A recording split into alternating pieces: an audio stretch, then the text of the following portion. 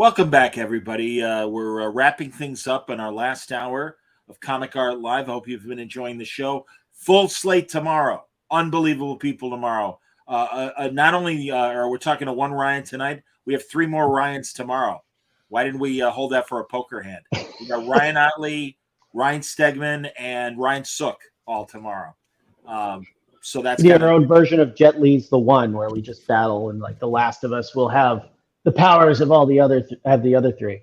There can be only one Ryan. Exactly. Absolutely. So, and then I'd be the first eliminated, I'm sure. Absolutely not. Ryan Dunlavey, Fred Van Lente, welcome back. Great to see you guys. Thanks for having us, John. Just seems like weeks ago. We were all in Baltimore having a great time. Fred and I having amazing Hawaiian food at Kona Cafe. And Dunlavey and I just swapping stories and stuff. So, yeah. It's and of course the lovely Crystal Skillman as part of the triad. Bring her in here, Fred. Come on. Yeah, by all means, Fred. She's. I don't want to yell down. All right. She just started a movie. She's happy. Oh, okay, very good. That's cool, boys. I am thrilled to talk to you about your collaborations because truly, you guys struck this vein way back in the day with Action Philosophers, Action Presidents, and then. In recent years, not so recent, the comic book history of comic books, but you guys just wrapped up last year the comic book history of animation. Yep. So congratulations, wonderful stuff. Thanks. And yeah, man, I mean, it's great because it is this great combination of your senses of humor, Fred's wonderful dialogue and the sardonic humor of one Ryan Dunleavy. Here's Karate Kid attacking MODOK. Yeah. Very nice. You know, we got some great sketches here, but we also have pages as well. And I'm going to bring up, Rye, that incredible cover that you did as a kind of Jack Kirby tribute. Unless somebody the new one. Already bought it. No, nobody bought it. That's coming out. That's going to show up. That's going to go for sale tomorrow. That's dropping on Sunday. We'll show it in a second. Yeah. Tell me how you got together and started this kind of documentary comic book style of storytelling. We were in the same cell. Yeah, pretty much. Called Syracuse University. We were both students there. And joined the same comic book club. I was actually when I was a sophomore and Fred was a freshman. And he and Steve Ellis started doing comics together. But we remained friends, and then we found ourselves as roommates a couple years in Brooklyn a couple years later. And Ryan was the president of the comic book club. I was. I don't know that your sophomore year was. Yes, and Steve was also. Steve was at one point too, because we all quickly burned out, and so we would just pass it on to the next guy. It's like, it's your turn. But yeah, we were roommates in college. We were roommates when we moved to New York. We moved to New York at the same time, and eventually he convinced me to draw a script. Sat on his chest. Yeah, pretty much. Ended up being the first Action Philosophers comic, which was the Friedrich Nietzsche comic. So, yeah, tell me, why Action Philosophers? Why that was your first subject? It was funny. I was reading Nietzsche when I was 25, as you do. And I don't know if anyone reads him after. But and I used to collect action figures, and he used to make fun of me for that all the time. So he's like, oh, let's do it. You and Steve have been doing parody comics for a while. Yeah, I don't know if you ever went to SPX, John, or have gone regularly to SPX, which is this great convention in Bethesda, Maryland, a little closer to DC than Baltimore. But they started doing a thing where they did an anthology as a fundraiser for the Comic Book Legal Defense Fund. I think the whole con is a fundraiser for the Comic Book Legal Defense Fund. But they got it in their heads to do an anthology, and Steve and I had gone with these mini comics where we would parody different kinds of comics. The two original ones you can actually find for free or post on fredvanlente.com if you're interested. But I'll open up a separate tab. Don't stop watching the show. I'm just saying. Or wait for later if you don't have the power to do that. We did a parody of a superhero comics, and then the best one was we did a parody of a Jack Chick Christian track. Oh, yeah, I used to love those things. Hilarious. We did Cthulhu. We did a Jack Chick Cthulhu worship comic, which was great. Every couple years, people rediscover that online. Like William Gibson tweeted it out not that long ago, and that warmed the cockles of my heart. And then, because I'm obsessed with theme and structure, when Ryan and I bullied Ryan into doing a comic with me, because originally he was going to do it he asked my wife to do it, and I was like, tell him you can't. Yeah. I'm the one who does comics. You do plays. My wife's a playwright. Yes, she is. So I thought, let's do like a joke. Like, what if you'd a Friedrich Nietzsche action figure, and this was the little comic like you used to get in He-Man Masters of the Universe. This was the little Friedrich Nietzsche comic you got with your Friedrich Nietzsche action figure, hence the name Action Philosophers. Yeah. And up until that point, I'd been trying to do it all on my own, like writing and drawing. And my wife very wisely said to me, dressing yourself. My wife very wisely said, your writing isn't quite as strong as your art. Why don't you work with a writer that actually writes? And so I write better than I draw. Works. So I worked with Crystal first, and then Fred bullied her into letting him work with me instead. Backing out of the project. Yep. That's outstanding. As mentioned, go ahead, Fred. We can't get rid of each other now. And the punchline is we didn't get into the anthology. Yeah. They rejected us. Well, we were doing that for years. We'd always, like, separately, we were doing that too. It was like we were always trying to get into the anthology. Right. Steve and I were trying to get our dumbass parody comics, our cheeky parody. They were like, there's not enough masturbation. There's not enough autobiographical masturbation in this comic. We can't run it. There's jokes. Get out of here. Hilarious. Chad, if you're listening, and I was going to tell you on the private chat and everything, I don't know why I can't find Ryan's Comic Art Fans page, but I want to create a banner for that, and I also want to put it in the chat so people can, beyond the images that we've grabbed, it'll be a little bit easier for people to go to the page. First of all, I want to show you this, everybody. I kind of demanded that Ryan do this sketch card for me at Baltimore, and I love it. Obviously, Walt Disney, everybody, as Steamboat Willie, basically, and smoking. It's got to be smoking, sadly. So truly, man, that was all. Continue. Yeah. That whole idea of doing the creators in the comic book history, comics, animation, that was all Fred. He was like, we couldn't get away with drawing Mickey Mouse, and drawing the creators was a little boring. So he's like, well, let's just give them their faces and make it that way you can immediately identify it and cover up my deficiencies in drawing likenesses. At the same time. We really only did it for the comic book histories of comics story that introduced Disney and his arch nemesis, at least during the 30s, Max Fleischer, who we drew as Bimbo, who was who's this little weird, like, Bimbo for some reason, like in the 30s, animators like didn't know how to draw dogs, like, or like they had the none of them had ever seen a dog. Yeah. Who's the template? Well, the template was just circles. It just draw two circles and then add little things to it. True. Which we showed in the animation one. I think it was just they were still trying to figure out how to animate stuff, so they were like, keep it simple, stupid. Well, I just read for the first time recently the Don Rosa Life and Times of Scrooge McDuck, which I enjoyed quite a bit, but even still, like, Teddy Roosevelt and various other characters all show up as these weird, like, they're not Goofy dogs, they're not Pluto dogs, they're like no species anywhere. They have the weird, like, black button, like stuffed animal noses and some other vaguely animalistic characteristics, but otherwise humans. It's really strange. It is strange. I bet you there wasn't a whole lot of thought put into those at all when they were doing it. They're like, well, after they draw it the first time, like, well, I guess we're stuck with this.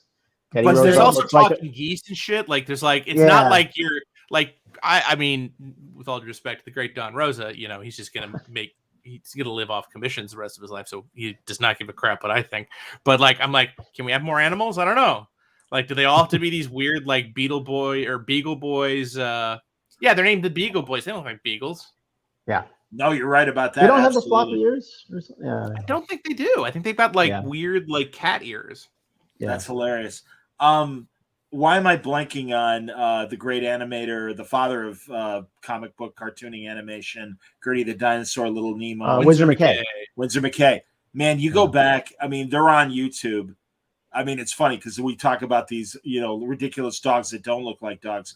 Then watch Windsor McKay, and oh my God, he was light years ahead of everybody. Pre-1920.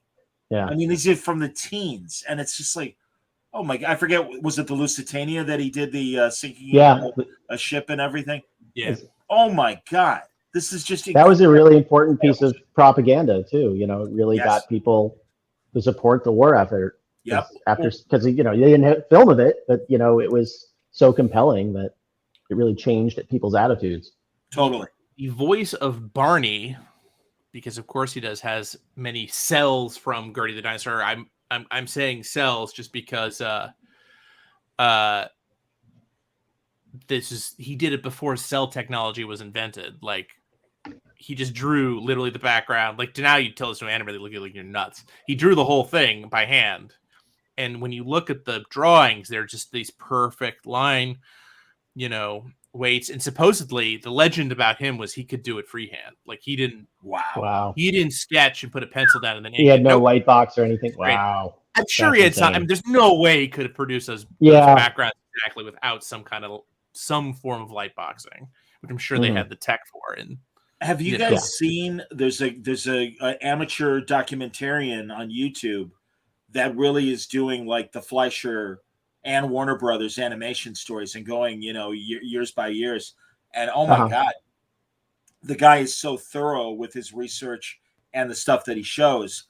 I mean, really, a lot of early, as you guys well know, animation is problematic today in terms of its depictions of people of color, and really they lean into the stereotypes a lot of times. No. Yeah. Goofy. Yes, exactly. Well, and to the point where they're weirdly dependent on it. I mean, like, comic books could be offensive, but like animation, it's just rife. Yeah. But I still want to hear the story and want to know what happened to the studio, and especially, God, the Fleischer story where they hit these incredible heights, and I mean, just the gorgeous animation of the Superman cartoons, and I mean, obviously Popeye and Betty Boop speak for themselves and everything. No pun intended. But but then just that kind of collapse that happened after Gulliver and Mr. Hoppity Goes to Town and all that shit. He just did a very stupid thing where he moved his operation to Miami to get away from unions. Yeah. And it was just a total disaster. Like, they said it was like moving the studio to the Himalayas. It was, right now we think of Miami as a major city. In the early 1930s, it was basically swamps and, the remnants of the bootleggers, and it just, they still had to send all their film to New York to be processed anyway. And it just caused cost overruns. He signed a really dumb contract with Paramount that let Paramount take him over. And, when he was about halfway through the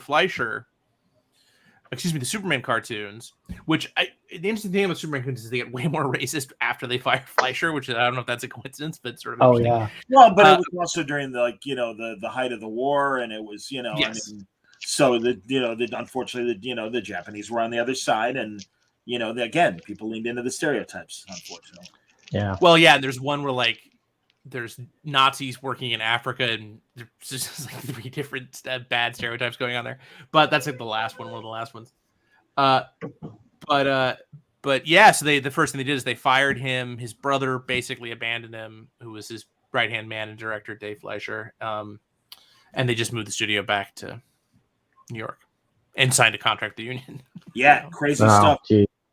So Ryan, are these the originals or are these recreations? That's an original, yeah. Wow.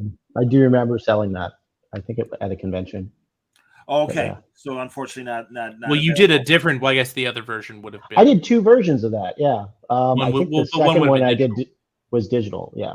Because at that point, I had switched to the Cintiq. Well, these are examples, and I'll let Ryan tell me if these are for sale or not. Is this a for sale piece? No, that's not for sale. That was I did it for Wizard Magazine, and it was sold at a charity auction, I think, for St. Jude's. So. Wow, that's great. All right, now I know this one definitely is, and this is again you're going to drop it tomorrow. Nice. Look at that. So you got the Marvel heroes on one side, you got the villains on the other, and the Kirby crap coming out of the pencil. Yeah, more importantly, these are all the Avengers characters that Kirby created and drew in the comic. So, except for Black Panther, that was a cheat. But I don't think he actually drew Black Panther in the Avengers. Okay. Fred would know. Okay. Well, so don't forget there was the period where Kirby came back to Marvel in the mid 70s. And I don't know if he actually drew any of the interiors, but he did draw a lot of covers. Yes. For the Steve Englehart run and sadly, I apologize to any Don Heck fans out there, but you'd buy this great Kirby kick open and you'd be like, oh, Don Heck, oh god. Yeah. As I like to call him, veteran utility man, Don Heck was drawing the Avengers. And up until the 80s. What was the German gentleman's name? Werner Roth. Werner Roth. Of course, oh, shame on me. Yes, Werner Roth. Yeah. Werner Roth, who co-created, who was really the main artist on X-Men, because Kirby left fairly quickly, and then I think Roth stayed for years and years. And he basically stayed until Neil Adams came along, I think. Yeah, that sounds right. You're right. That's right. I think you're right. And Don Heck. Well, and I'll even throw, Dick Ayers in there because primarily he was doing Sergeant Fury. I'm really glad that before he passed away, I got Mr. Ayers to draw something for me, and it's my favorite depiction of Iron Man. And it was only like 6 months where he had the points on his faceplate. Oh yeah, above the helmet. And I remember seeing that on Marvel Superheroes, the cartoons. Yeah, was that only? I think that was a Ditko design. Yeah, I was going to say, I think Ditko redesigned it from the old clunky one. So. Yeah. So again, could go to Ditko, but I'm like, Mr. Ayers, do you mind? He's like, oh no, I know what you're talking about, no problem. Next day I had it, and it's like, again, it's one of my pieces on my walls. Nice. Here's my Spider-Man daily comic strips that Larry Lieber penciled, and Alex Saviak did the finishes on them. Oh wow! Stan wrote them, so yeah, pretty neat. That is neat. So absolutely. All right, you will tell me if, and again, we want people to go to Ryan's page at Comic Art Fans. He's in Artist Alley for this weekend and stuff. And Chad, if you're still there, I want you to grab the URL. And Ryan, if you know it, I think I had it. Well, let's see if it's still in my. Smash link. Nope, that's the YouTube link. No worries. Well, anyway, I don't know. Nope, not for sale. That one's not for sale. This one, I don't know. I don't think so. I mean, I don't have. What I did was I have a bunch of artwork on my original on my own website, and I took them all down. I took them all down though, just temporarily. So they could all be just here. They could all just be at Comic Art Live. I think we actually gave away that page. That's a St. Thomas Aquinas page. You just flashed. Action Presidents. A lot of the early Action Philosophers. Yeah, we get used as incentives for our Kickstarter. Good old St. Thomas Aquinas facing off against the Platoists. Beavis and Butthead. I don't know. That's an old Wizard one. Oh, that was InQuest magazine. That one's so funny. Yeah, I think these are all coming from people that have bought stuff from me and then posted it on the Comics Art site. I'm going to try to find. Hold on. I'm going to try to find. All right, because man, I feel. It'll take me just a second. Sorry, so Ryan, you should everybody. They're already gone. Yeah, you should talk about the fact that you worked at Wizard for like 10. I mean, you were at Wizard during the early part of Action Philosophers and stuff, right? Like you were there for a while. I wasn't working there. I was freelancing as an illustrator at the exact same time. Right. Well, there was a period in the 90s where you would schlep your ass from Brooklyn to Westchester, wherever that was, where their offices were. Yeah. And do graphic design and illustration, right? A little bit of illustration, but I wasn't up to speed quite at that point. But yeah. But then you graduated, and they were like, Ryan can draw anything. Let's give him all this crazy crap to draw. Yep, pretty much. Well, they saw all the stuff I was been drawing. Remember all the stuff I did for like Warner Brothers? I had done I'd done my very first job out of college was doing T-shirts of, Bugs Bunny and Ren and Stimpy and stuff like that, and then that translated into doing children's books with the same characters. And I guess somebody at Wizard at some point realized, like, oh my gosh, Ryan can like ape these styles. He could probably ape anything, and they started throwing freelance assignments at me. Excellent. I'm on the Comic Art Fans page, and I'm trying to find Artist Alley so that we could put up some of Ryan's amazing stuff that is for sale. I put it in the chat. I put it in our chat. Yeah, Ryan not put in it. You put it Oh, on that's the right. YouTube. Oh, that's Sorry. right, buddy. Thank you. No, it's all good. Because I will copy it. I was confused.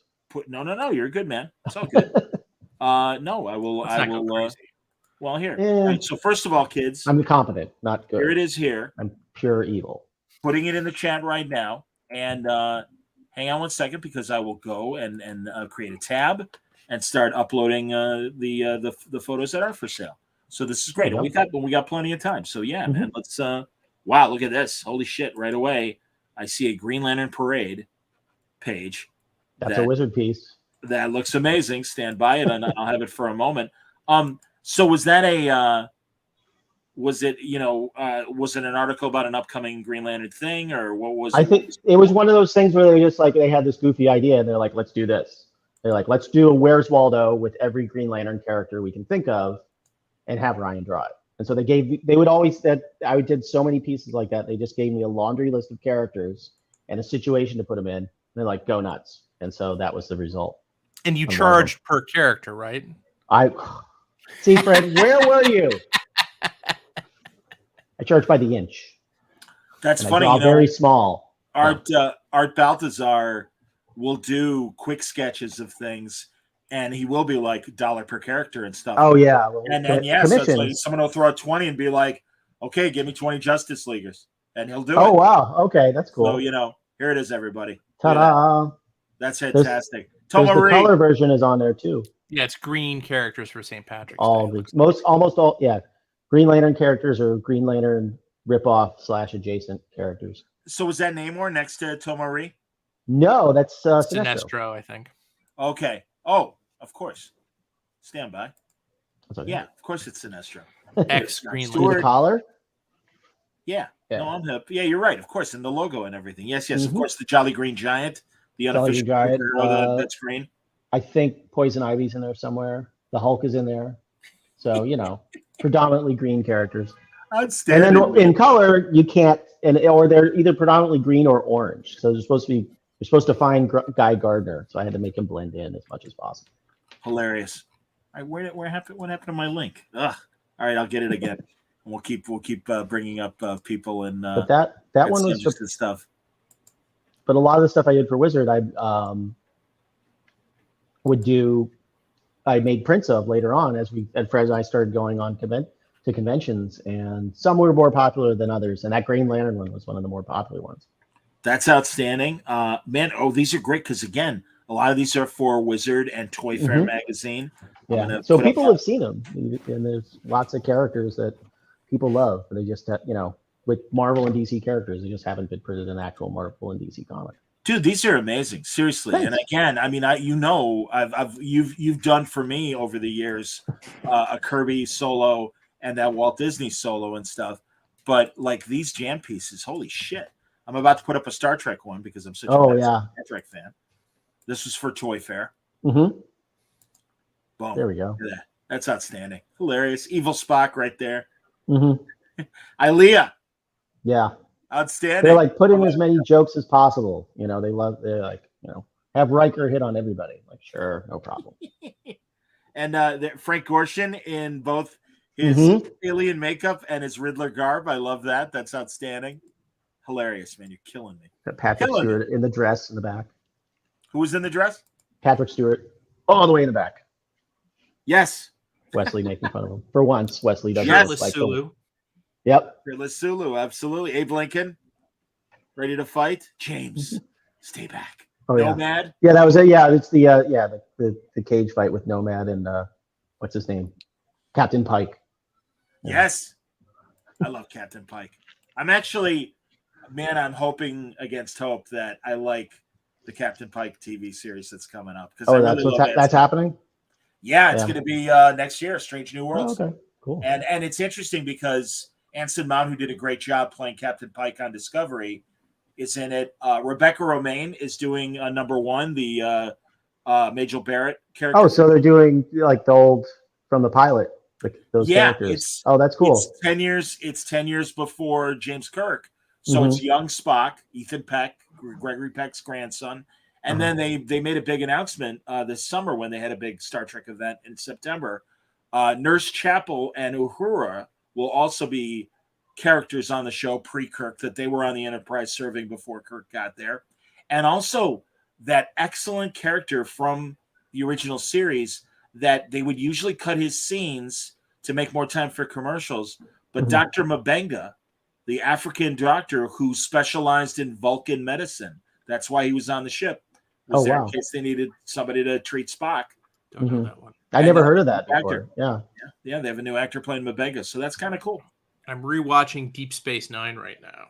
Outstanding. I was doing it this morning. What season are you on? I am 4 episodes into 3, so I just started. Oh God, that first season is rough.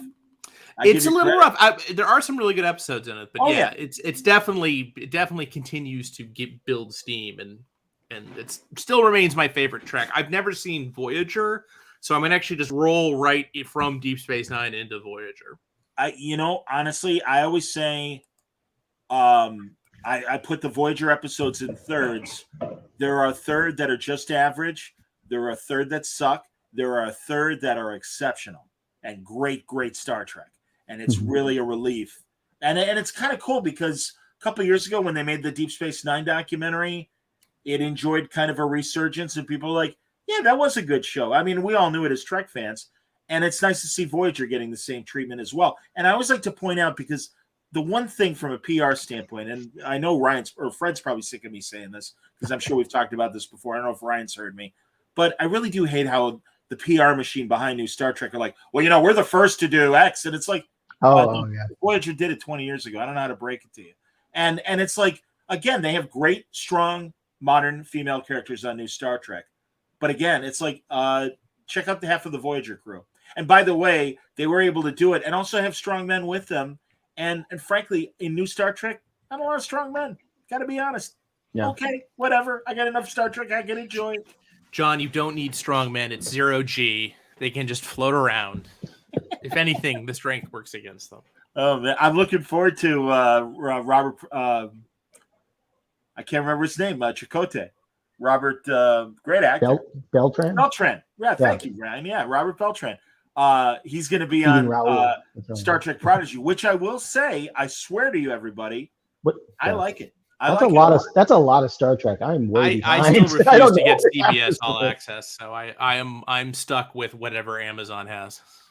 Or if you have a digital, I don't know if you guys have MeTV and Heroes and Icons. Those two channels are made by the same company, and they 5 nights a week, 6 hours of Star Trek. That's every series, Star Trek. Every series except for the new stuff from the original series through Enterprise. You had me at hello. I hear Enterprise is a lot of bad road.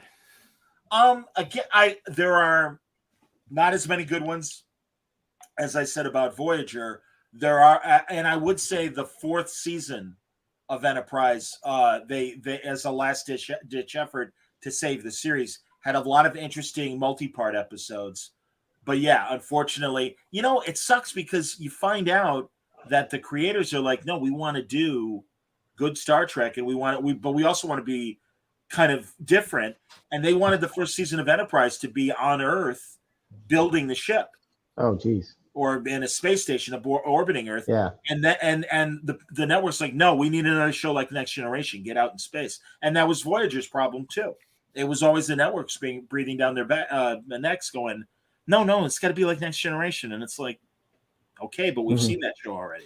Well, you wonder, did Deep Space Nine suffer because they were on the station in terms of ratings, and the network freaked out, and so they demanded we want another exploration planet of the week, new planet every week kind of structure. I do, or maybe they just wanted to change it up. Yeah. Well, and also the interesting thing was, Deep Space Nine premiered while Next Generation was still going on, and continued to run at the beginning of Voyager. So kind of by the 3rd season, they were left to their own devices, and they got away with a lot of stuff when Ira Stephen Bear was show running the show. And it's like, we need a ship. Yeah, do whatever you want. We're not paying attention to you. Yeah, they just introduced the ship in season 3. Yeah, Defiant, absolutely. So I have to confess, forgive the Star Trek Jack boys, but yeah, I have those Eagle Moss ships, and the only 3 ships I got were the Defiant, the Delta Flyer, and ironically, this one episode of Voyager where they introduced a ship called the Prometheus.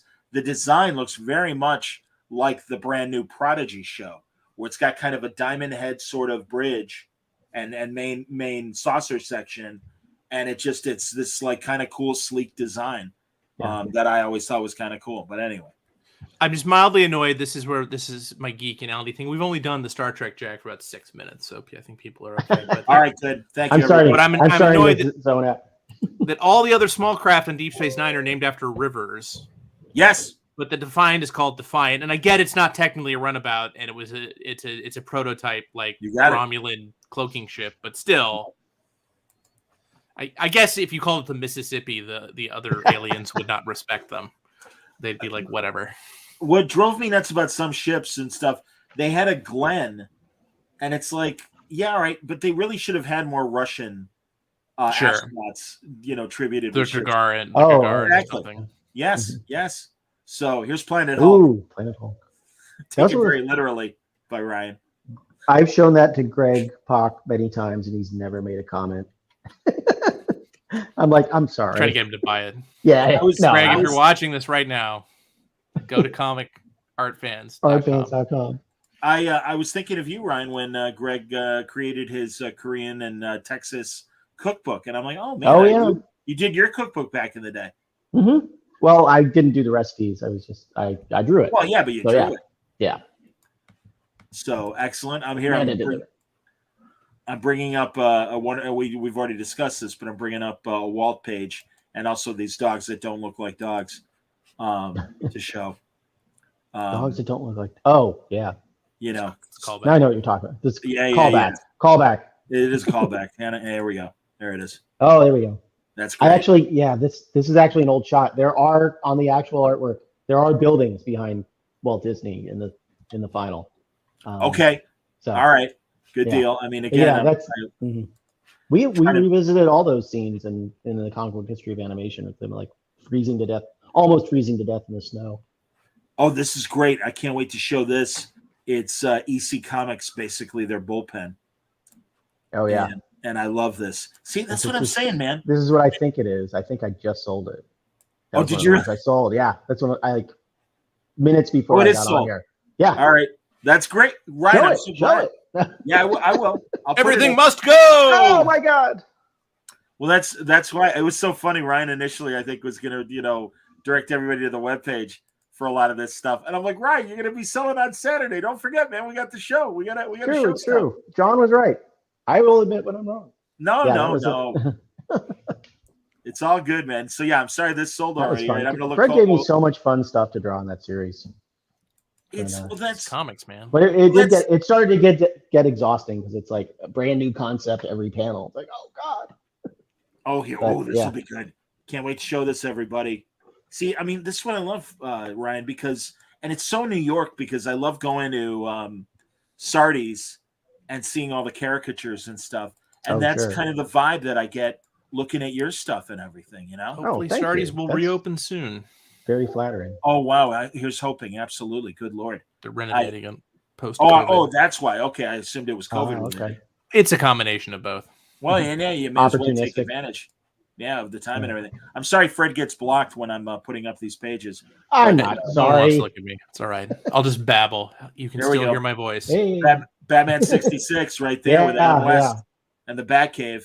Come on. And an Edward Rush, right? That's the name of that pop artist where the Zwok comes from. That's what we're trying to emulate. The guy who just did sound effects, his plain old paintings during the sort of same period. Yeah, man. Oh, so till we did the series, I never made the connection between Warhol and Lichtenstein and Adam West. But when you just set those things side by side culturally, it's so obvious. Yeah, man. Those trends influence each other. Totally. Here comes the Simon and Kirby page that I don't believe has been sold yet. Nope. And again, very reasonable, everybody. I will show you in a second once I grab it. I'm, We're going to have a production meeting after the show. Guys, for not. It's the end of the production day, brand. you know. It's true. Well, and also, yeah, I mean, believe me, I was running around with guys. Like, I mean, people were asking great questions, so the panels were running long or long, right up to like 5 minutes before. We're literally, it's like, all right, let me get up and pee before my next panel and stuff. So here we go. There's Simon and Kirby. Oh, there we go. Yeah. Who's Pee Wee Herman next to Jack there? That is Martin Siegel, Goodman, I believe. Oh, Martin Goodman. No, you mean the last Goodman. panel. Oh, right. So yeah, on the right that's Martin Goodman. On the left that's Joe Simon. Yes. Hilarious. Sorry, Pee Wee Herman. There's lots of people wearing bow ties, so I wasn't quite Joe sure Simon, which one you were Jack referring Kirby, to. and Jerry Siegel. Martin on the Goodman. last panel, and a hula girl. And a hula girl. Very nice. Hey. Yes, when Kirby and Simon defected to DC brought them to a luau, a tiki restaurant, to fete them. And did you guys? Jerry Siegel was there. I know the great DC hangout was Robin Hood, and I don't know if you guys ever went there or if it was still in existence. I've been to that bar, but I didn't know it was a DC hangout. Back in the day, apparently in Bronze Age hangout for DC. Oh, okay. Yep. No, We're definitely not Bronze Age.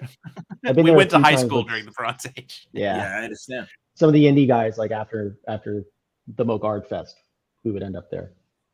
Oh, wow. That's cool. Yeah. And it's funny, Fred, you mentioned SPX. I was going to say, I hope Cake comes back. I went here in Chicago. The one time I went to Cake was with you. That's right. And the three of us, me, you, and Crystal, absolutely. And we went and watched, speaking of Liechtenstein, we went and saw the Liechtenstein exhibit at the Art Institute, and we all spit at it. That was great. Man, it was you. They're like, this painting is damaged forever. I will say, in Liechtenstein's defense, he only did those comics paintings for like 3 years, and he got sick of them. I mean, they made him a lot of money, obviously. Yeah. That's true. Yeah, exactly. He took his millions with him and everything. Yeah. So but they were weirdly. He did them from like 1958 to like 1965, which I guess is more than. Yeah, actually, it's a good 7 years. He got bored out of it. He got bored with them pretty quickly. And you guys covered that in the comic book history of comics. We did, yeah. And really showed examples of, hey, look, this was Russ Heath, and this is that asshole Liechtenstein. This is my editorial comment. That asshole Liechtenstein screwing him and then stealing his look. Yeah. Yeah. That is entering the public consciousness recently. There's some exhibit of Liechtenstein's work. I can't remember the museum, but they just credited the publisher and not the inspiration, aka plagiarism, and not Russ Heath and I can't remember the other artist's name that he mostly used. It's European name. Yeah, that might be it. Well, one of his most famous ones was the image duplicator, and that's Magneto from X-Men #1. So that's Kirby. Was one of the more famous ones. Okay. But he didn't do a lot of Kirby. He did some of Kirby's. I think he did some of his love, stole from some of his romance comics. Yeah. Is there Kirby another? Obviously did a lot of. I mean, everyone. Not only can you buy the original art. Irv Novick, I just remembered. You were saying Rusty. Irv Novick was the other guy that he was constantly swiping. Sure. The war stuff. That was the one. Yeah. Sure. That makes sense. Absolutely. You guys obviously, and most recently, doing your documentary stuff, you did your Action Presidents books as well. But Comic Book History of Comic Books available at Amazon. All your Action Philosophers, Action Presidents. They're all mass market books. Yeah. Comic Book History of Animation. We're very slowly rolling out the color Action Philosophers. So right now on Amazon, all you can get is the black and white version. Okay. Right, yeah. Ryan? Yeah, we're working on that. Will there be a new subject for you guys for another documentary style look at things? Well, we just wrapped up. Literally, Ryan turned in the final files on Thursday or Friday or something like that. We just wrapped up our next comic for the Department of Education for the City of New York, Action Activists. That's the first issue. We did a second issue of this. So your tax dollars at work, New York City. New York City tax. We like pocketing them. But it really turned out great. The book did. So I'm excited. It's a history of activism in New York City. And then I think Brian and I are going to try doing the fiction book. Do a what? Yeah. Fiction book. Oh, okay. Move away from the history a little bit. We're going to make stuff up instead of just, that's right. I understand. John, we all love history, but the money isn't lying. I respect that. No, I was because I was ready to suggest, and maybe down the road you will still do it. I would love to see a comic book history of Hollywood, and I think there'd be a lot of great opportunity, right, for you to draw John Wayne and Clark Gable and the Moguls. I can repurpose some of the Ayn Rand comic in that. I've been working on a nonfiction project, not with Ryan, forever, and it looks like we are hopefully within 3 weeks. That's great. Whatever this IKEA desk is made out of, we'll have a good announcement. Well, not an announcement, but hopefully we'll contract. Okay, it's an important step towards getting here. Okay. Speaking of controversy, and I believe another page that's still for sale. The Seduction of the Innocent. Outstanding. Look at that. I love Batman in the wedding dress. Sure. Yeah. Wonder Woman with her Indigo Girl CD. Yes. Oh my gosh. Totally. Absolutely. Oh my God. So goddamn funny, man. Although my favorite is Comic-Y, the rolled up comic book who expresses your love for comics, stabbing in the kidneys, War and Peace, I think is one of many Worthams, Have you listened to that? Thank God, the public radio station it might have been WNYC. They actually recorded the testimonies of people like Gaines and people like that. Sure. So people can. Oh yeah. People can actually hear that, which is Fred. Well, a lot of Gaines's testimony showed up in Comic Book Confidential, the documentary. That's right. That was the first time I ever saw it. The fun / interesting / sad fact of that was that it wasn't just recorded; it was also televised. But you could only get in New York City because at the same time, literally the same day that was happening, was the famous takedown of Joe McCarthy on the floor of the Senate, which was also being televised. That was the famous moment where McCarthy made the boneheaded move of trying to go after the army, and the army lawyers said that was the moment of do you have no decency, sir? No shame. At long last, exactly, decency, sir. Yeah. So that preempted William M. Gaines's kind of meltdown and the whole Wortham thing. But yeah, we recreated that in our audio drama and physical drama, King Kirby. Yeah. And really build on Spotify or wherever you hear your podcast. And I'm glad you mentioned that. And again, Ryan did the title card for King Kirby. Tremendous adaptation of Kirby's life by Fred and Crystal Skillman. It was originally created to be a live stage play. And in the last couple of years, you guys did the audio version of it, and I hope to great success. I hope a lot of ears manage to check it out. I'm not complaining. Attaboy. No, that's cool. And again, as and in fact, I do know, talking to Crystal, I'm like, hey, more audio. Let's. I believe that's happening. Yeah. Crystal, that's coming. Crystal's, that's absolutely happening. That's terrific to hear. And again, I mean, as you guys know, I'm a massive old radio nerd. And I love the classic dramas and stuff, but there are so many really great audio producers that are making really, really good new modern audio storytelling, dramatizations and stuff. And good Lord, they're incredibly sophisticated. I just sold a novel to an outfit that used to be just they would do audio productions, and so I think that we're going to roll it out as combination. I don't think it's going to be the level of King Kirby where it's like a radio play, but it's going to be an audio production / prose book simultaneously. Cool. That's great really to hear. Cool.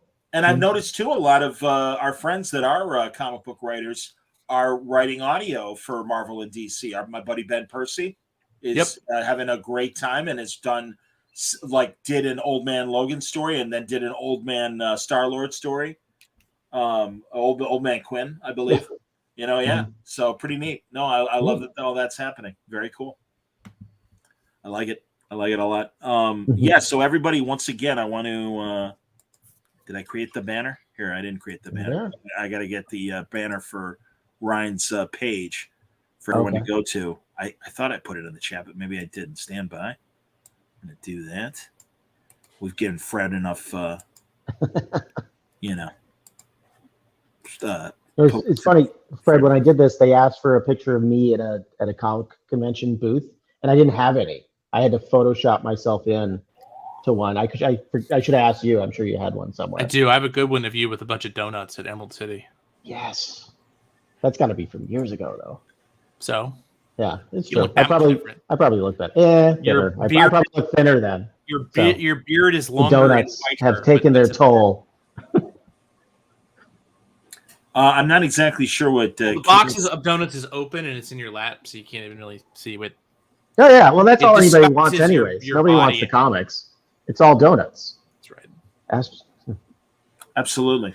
Am I missing any other? Because again, I'm so glad that you're selling, dude. Yeah. And, for real. I should check.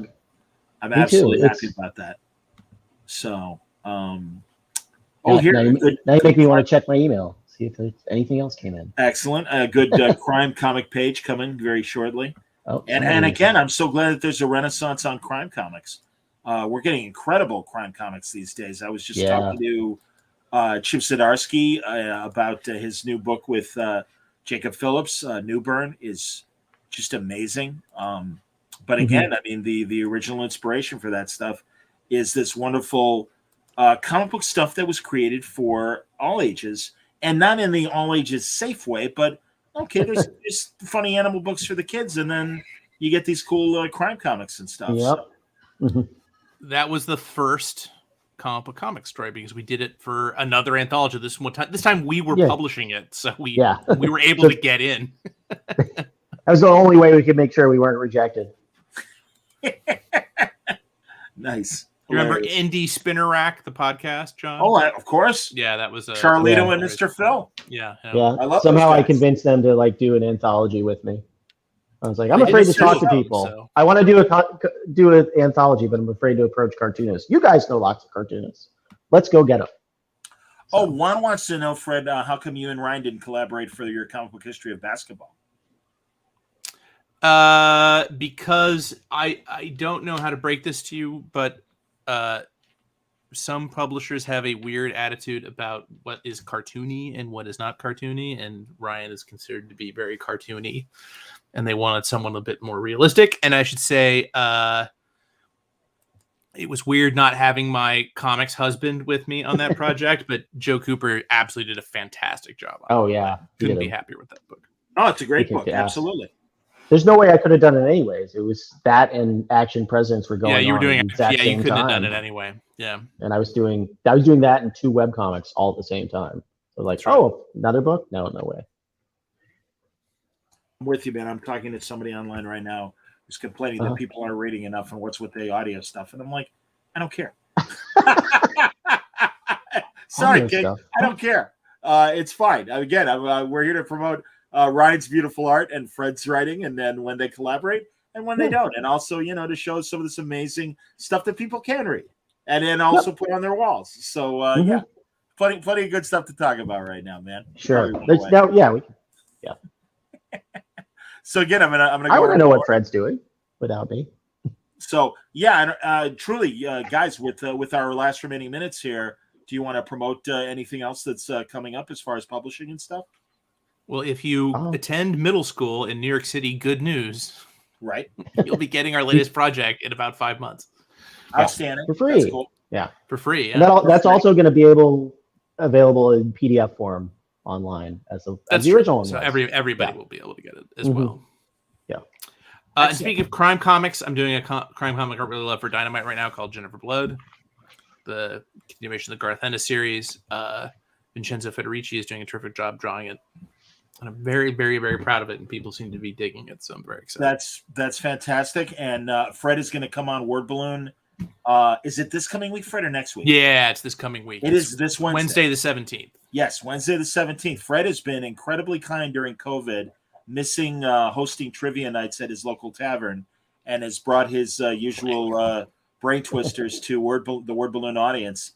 And it's fun. And this episode, it's going to be 8 Eastern, I think, John. Is that what we landed on? It's 8 Eastern, 7 Central, 6 Pacific. Thanksgiving Geek Trivia. The categories are Mashed, Thanksgiving 2021 Multiversal Dinner, Indians and Pilgrims, but mostly Indians. And the 4th category is It's the mystery category. Okay. But it's an acrostic this time. So outstanding. So check it out on John's day job channel. Yes. Word balloon. This is true. This is very true. And then, honestly, Fred, I'm so glad that we've been doing this. And it's so great to hear that you get feedback from people that enjoy it. Honestly, so many people came up to me. I did 2 cons more or less back to back, New York and Baltimore, and so many people came up to me and they said, "You're our favorite Word Balloon guest." And I was like, nice. And immediately tracked down John. I was like, "Let's do more trivia." For some reason, this validation makes me want to do more. That's fantastic. And I do enjoy doing a lot. There you go. And and everyone's enjoying the conversation. That's cool. All right, King Sport is like, hey, he was trying to make controversy, just an observation. It's all good, King. I appreciate it, man. I just, like I said, I was looking for comments to post. Yeah, mix it up. The jam on you. Sorry. Give John the business. By all means, please do. Yeah. I'm here every week. Absolutely. He's a shock jock. I'm so glad we're doing these panels as we wrap up, because it really is giving me and I'm happy, and it'll give me a couple days to decompress and then join Fred on Wednesday for trivia night. But really, with the holiday coming up, I was a little concerned about who might be available, not this coming week, but the following week. And we've got this great bank. If people missed earlier panels, Scott Dunbeer talked to J. Scott Campbell. I spoke to Alex Saviak and Mike Norton and Dave Marquez and Brian Bendis. Nice. And tomorrow, like I said, full slate of amazing people, among them the 3 Ryans, Ryan Sook, Ryan Stegman, Ryan Otley, all coming on, and Howard Chaykin also coming on. Joe Weems, the great Image inker, will be there to talk about the original Image revolution in his days in the early 90s with all the guys. Pretty neat stuff. And so there we go. Even Ed is excited to know that Fred's Trivia is coming back on Wednesday. Yay! So that's awesome. Did I hear? Yes. All right. So right there, everybody, that is the destination to get Ryan's page and buy his stuff from Artist Play and everything. So make it rain. And there's more coming tomorrow. More of the same. A lot more. That's so great to hear, man. Comic book history pages are coming tomorrow. I'm putting it in the comments so people can see. And yes, among the pieces that will be available tomorrow, this incredible. I looked into a bunch of blank sketch covers, and I was like, I think it'd be more interesting to do the creators rather than the characters. So, and then that was my brainstorm one morning, and I just went, and then I just drew this. So there might be more after this. We'll see. That's great. Are you taking commissions as well at your? I am, yeah. I decided I've got some free time, and so I'm doing both color and black and white. But I'm drawing them big, so. I would like 750 characters. I will text them to you. And also over the period of a month. That would be $75,000. So. Are you going to put them here, or are you going to put them at your website, or both? Probably both. Yeah. Okay. Mm-hmm. So RyanDunlavey.com. Yes. All right, now you can there's prints and books and everything that Fred and I work on. I brought my crazy underground 90s style comic book that I started doing. Yes, and you gave me. I got bored of waiting for. Oh, here we go. I got bored of waiting for Fred. Notice the resemblance? No. You need to draw the headphones on you. Yeah. Perfect. I know. Yeah, I'm getting a job helping Lando Calrissian run his new City in the Clouds. That's awesome, man. Well, again, RyanDunlavey.com. Remember, it's Ryan's too modest. It's Dunlavey. There's no Dunlavey. E. Oh, that's true. I always forget. That's misspelled. Oh, I didn't miss that. Yeah, it's Dunlavey. Oh, you got an extra E in there. There's an extra E in there. Wait a minute. He can do it. DUNE. Note Ryan's name as it currently appears on the screen. That is it, but .com. Oh, of course it is. Hello, how you doing, everybody? Hold on. I'm an idiot. It happened. I could have done that. John, it is we. As someone whose last name is perpetually mispronounced, I do find it very strange, because what inevitably happens is they pronounce my name right. And weirdly, there's no other point in my life when my name is so frequently Lente correctly pronounced, only when it is within contrast with Ryan's, to me, much easier to pronounce name being mispronounced. It doesn't really make any sense, but whatever. Sure. Mm-hmm. Boys, a pleasure. Yeah. Go ahead. Go ahead, Us make your too. observation, Ryan. It's cool. No. It always is, John. I mean, I always look forward to talking to you. It's like, it's never an awkward moment. It's always fun. Well, truly, guys, ever since I've met you face to face, it's when we do conventions together, I always look forward to it. Crystal and Fred occasionally come to Chicago, so they always know if they're looking for someone to have a cup of coffee or have a meal or drink or whatever, that they can contact me. And so Juan enjoyed our conversation today. Absolutely. Thanks Juan. And Juan, thanks for that great note. He bought one of my pieces. Oh, that's great. He was expressed interest. I don't know. Okay. I could be mixing up names. I don't know. But yeah, Tremendous. He definitely emailed me. Thank you. Here, we'll run the gamut again of this is going to be there tomorrow. Let's be there tomorrow. This is there already now. There'll be more stuff like that too. Yeah. I mean, those are big too. Those are like 14 by 17. Oh, wow. Really? That's awesome. Yeah. That's going to look nice in a frame. Hell yeah. Yep. Definitely, man. Good Lord. Good stuff. And I think a lot of them I have colored prints to go with it too. So that one I definitely do. Excellent. Here, I'm going to. So yeah, go to Ryan's page, and you'll be able to check out this amazing stuff right here at Comic Art Live, and then also go to his website, RyanDunlavey.com and FredTheVanLente.com. Yeah. Thank you, everybody. Wonderful questions. I'm glad everybody was able to hang out. And I'm glad Fred joined us. Thank you. I'm really glad. I'm taking time. Now I gotta go make dinner. Yeah. Go make dinner. Everybody take care. Join us again tomorrow for another slate of amazing comic book interviews. Until then, stay safe, stay happy.